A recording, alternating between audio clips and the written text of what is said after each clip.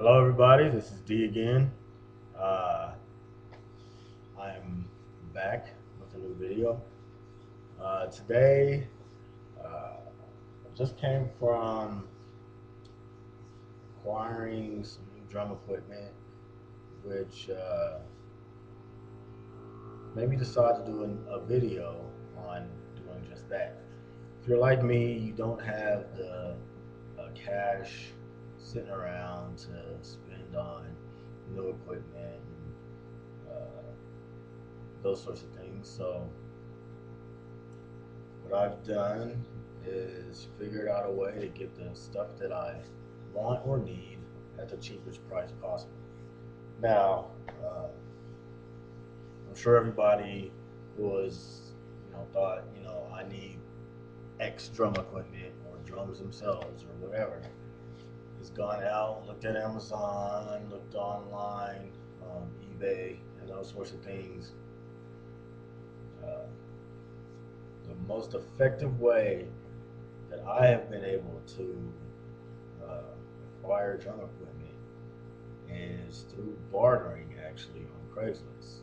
It's a new sort of fad, and I happen to be pretty good at it. So I'm going to give you some of my bartering tips to use on Facebook, or excuse me, on Craigslist to get the stuff you want. I just came from picking up a snare drum in case. It's a Ludwig. It's pretty nice. Older model, but I gave up a fishing rod that I had also bartered for. So um, I wasn't missing out, especially since I live in Arizona and the closest large body of water is like 3 hours away. So figured wasn't going to be doing any fishing anytime soon, and having an additional snare drum is always good. Other things I've bartered from as far as drum equipment include my drum set. Bartered for that. Um, this is a Zildjian crash cymbal that I bartered for. All my equipment's covered up. I'll take it out and do a video on it here one of these days. Uh, a MX series crash cymbal. Zildjian Planet Z crash cymbal, crash ride. It's a little dirty, but whatever. Zildjian Scimitar, crash ride. Uh, Pairs of sticks. But yeah, everything I have for my drums and my set, I have bartered for. I needed it, and I didn't have the cash, so um, anything I had laying around of value, I put up for barter, and it's worked out so far. I've been pretty successful in getting the stuff I want. So here's some tips for bartering on Craigslist. If you're like me and live in a small to medium sized town, my first tip is if you've got a bigger city nearby, 2 hours away or something like that, post all your stuff on the bigger city's Craigslist board. And here's why. Uh, Numbers.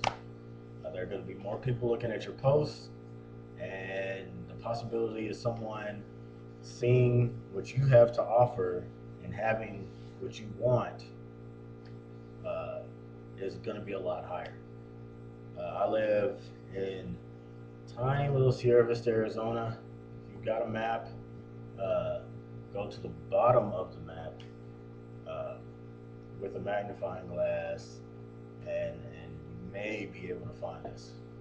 Uh, I'm about 4 hours from Phoenix and about an hour and a half from Tucson. So most of the bartering I've done there. Although my set itself, I did get on the Sierra Vista board. Uh, Everything else, when it comes to accessories, I got on the Tucson or Phoenix boards. So, first tip, post on a big city board. Second tip, be honest about what you have. Just about anything of value is going to work. Um, Today, or actually this past couple of days, I've been in contact with people back and forth about a broken Xbox 360 that I have for trade. A couple of guys are after it, want it, and are offering me stuff for it. I was honest about the condition of it, and I've been getting hits. For whatever reason, um, people want whatever. You don't have to lie about what you have. Be upfront about it. Um, Post exactly what it is, and then you won't get people giving you the "that's not exactly what I was looking for" look when you show up with your stuff. So that's my second tip. Um, don't underestimate the value of what you have. Post it and be honest about what it is. Be honest about the condition of it, etc. Uh, you know, especially if you're posting on a big city board, somebody's gonna see it and like it and want it, and you're gonna be able to get the stuff you want for it. All right, so that's my second tip. Third tip: uh, don't be afraid to work your way up. As I said, I posted the broken Xbox on the board. I've had people contacting me with different offers. None of them have been drum equipment. However, uh, trading for what they have and trading up uh, can potentially put me in a position to acquire something that can be traded for the drum equipment. So working your way up, starting small. Uh, if you've got a old PlayStation One, and you think it's worth maybe 10, 15 bucks at the most, uh, just start working it. Start working it. See what you can pick up for it, and work your way up. You've heard the whole paperclip for a house thing. The stuff can work. You can build up to bigger and bigger things. I've done it. It's it's been successful for me so far, and I've been able to get the equipment that I have using sort of that strategy, or a combination of all these strategies. Uh, the last thing is don't be too hasty. Be picky. Um, you, if you're like me, uh, you don't have like a gig tomorrow, and you are in desperate need of hi hats tomorrow, or your band's gonna be lacking uh, that eighth in the background. Be patient. Somebody's offering you something, and you think they're lowballing you, or you think uh, that you can do better. Wait around and do better, or try to. Um, if after 2 or 3 months, especially if you're in a big city and you're posting stuff, it's staying on the board for 2 or 3 months, then uh, you might want to rethink the value of that item. But don't let somebody lowball you. Wait around for a better deal. Uh, Unless you're looking for something really unique, when it comes to drumming equipment, there's really nothing out there that's unique. Chinas are all over the place. Go to Craigslist right now, wherever you are, you'll see drum equipment. No cymbals, no piccolo snares, whatever. They're out there. People have them. Um, so so don't be afraid to wait for the next deal. Uh, there's nothing that's too unique for you to be waiting on, for you to take somebody's BS, basically. So I don't know what tip am I on. Is that four? That was tip number four. Probably my last tip is make offers.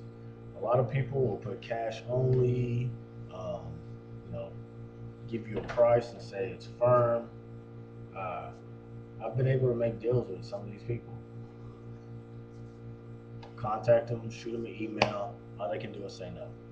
You know, show them what you have to offer, and see what they have to say. Uh, and for me, so far, it's worked. I'm not getting, first rate off of the show floor equipment, but I am getting some pretty good quality stuff.